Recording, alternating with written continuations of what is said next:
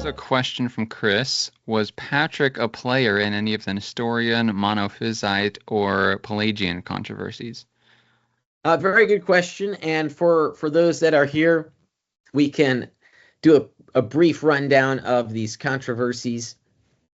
So the Nestorian controversy, we could take this in chronological order, but we'll take it in the order Chris gave it. So the Nestorian controversy would have been extremely timely to Patrick's time, because the leaders of Roman Gaul wrote against Nestorius.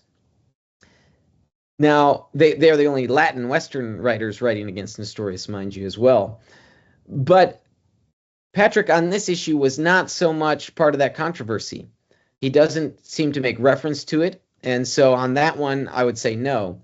And then on the Monophysite, one nature of Jesus Christ, also no reference here. What we do see is very orthodox statements, though.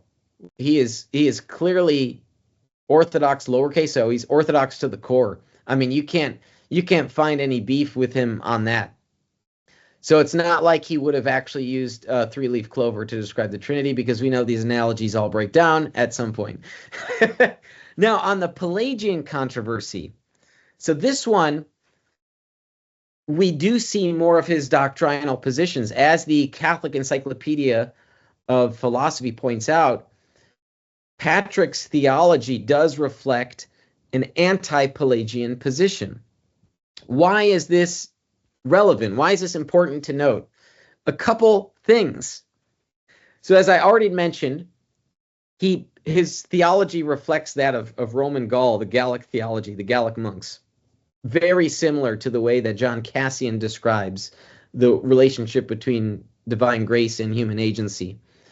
But this is really fascinating, because Pelagius was a Briton. And so there's large concern that Pelagianism was more popular and dominant in Roman Britain rather than around the regions around the Mediterranean.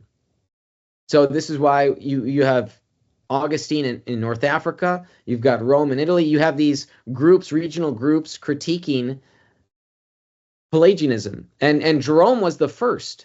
Jerome's work against the Pelagians was first, before Augustine entered into the war.